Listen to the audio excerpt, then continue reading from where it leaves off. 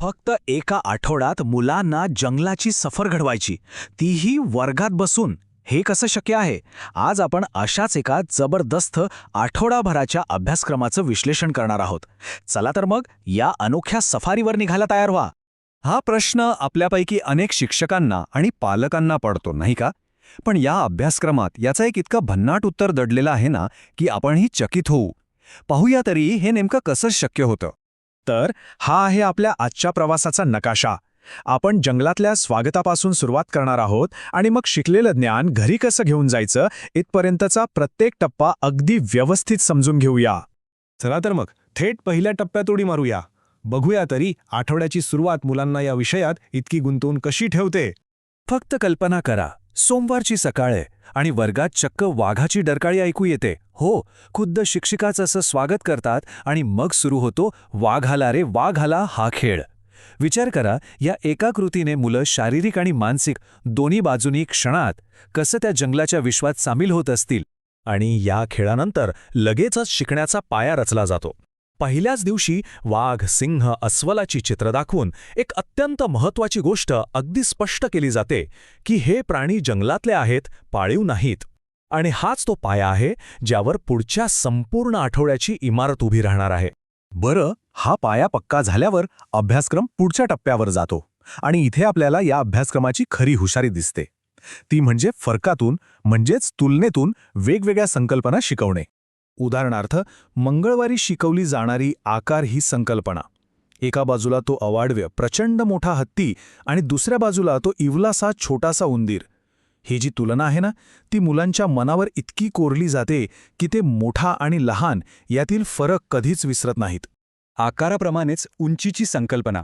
गुरुवारी जिराफ आणि हरणाची जोडी येते. पण इथे गंमत बघा, फक्त उंच बुटका एवढंच शिकवून थांबत नाहीत, तर जिराफाच्या त्या अफाट लांब मानेवर खास लक्ष केंद्रित केलं जातं. यातून मुलांची निरीक्षणशक्ती किती वाढत असेल याचा विचार करा. आणि या अभ्यासक्रमाचं आणखी एक वैशिष्ट्य म्हणजे एकाच उदाहरणातून अनेक गोष्टी शिकवणं. जसं की झेब्रा. त्याचे काळे पांढरे पट्टे रंगांची ओळख करून देतातच, पण त्याचवेळी रस्त्यावरच्या झेब्रा क्रॉसिंगची संकल्पना आणि त्यामागची सुरक्षितता किती सहजपणे समजावली जाते. खरंच अप्रतिम. आपल्याला माहीत आहे की खरं शिक्षण केवळ ऐकण्यातून किंवा बघण्यातून होत नाही, तर ते स्वतःच्या हातांनी काहीतरी केल्याने पक्क होतं. आणि हा अभ्यासक्रम याच तत्वावर मुलांच्या सर्जनशीलतेला पूर्ण वाव देतो. पाहूया कसं ते. तर सोमवारच्या त्या वाघाला आता मूर्तरूप देण्याची वेळ येते. मुलांना पिवळे आणि काळे कागद देऊन ते फाडायला आणि वाघाच्या चित्रावर पट्टे म्हणून चिकटवायला सांगितलं जातं. किती सोपी पण प्रभावी ॲक्टिव्हिटी आहे ही. यातून मुलांच्या बोटांच्या स्नायूंचा विकास तर होतोच, पण वाघाच्या पट्ट्यांची संकल्पना त्यांच्या मनात कायमची कोरली जाते. आणि हे काही फक्त एका दिवसापुरतं नाहीये. अख्खा आठवडा म्हणजे जणू काही सर्जनशीलतेचा उत्सवच आहे. कधी ओरिगामीचे हत्ती, तर कधी मातीचे साप, कधी बोटांच्या ठशांच्या मधमाशा, तर कधी पेपर डिशचे सिंह. रोज नवीन साहित्य, रोज नवीन कला. यातून मुलांची कल्पनाशक्ती अक्षरशः भरारी घेते.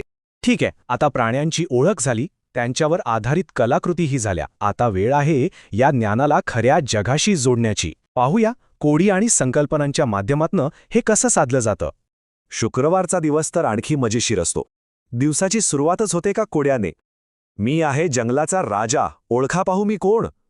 विचार करा, हे ऐकल्यावर वर्गातल्या त्या लहानग्यांच्या चेहऱ्यावर किती उत्सुकता दाटून आली असेल.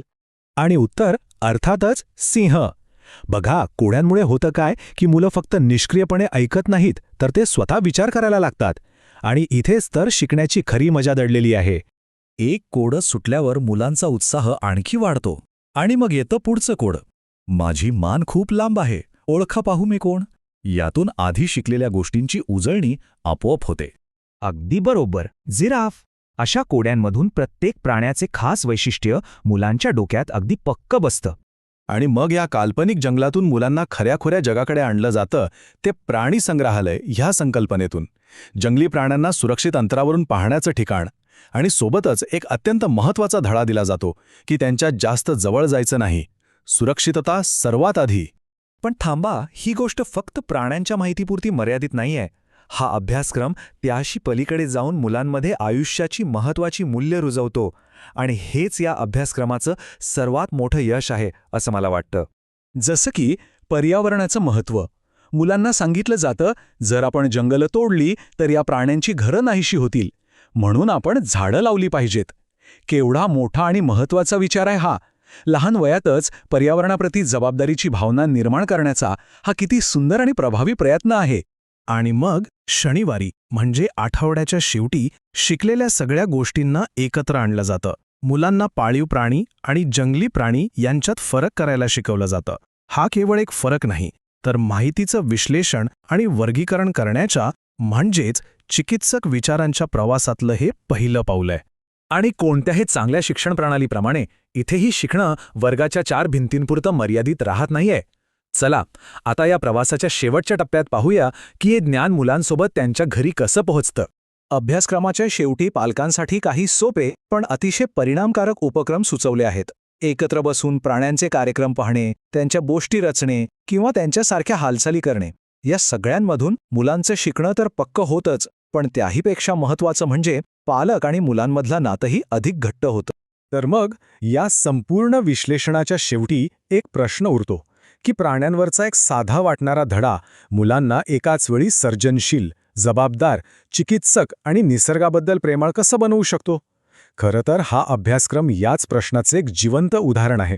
हे केवळ प्राणी शिकवणं नाही, तर आयुष्य घडवण्याचं पहिलं पाऊल आहे.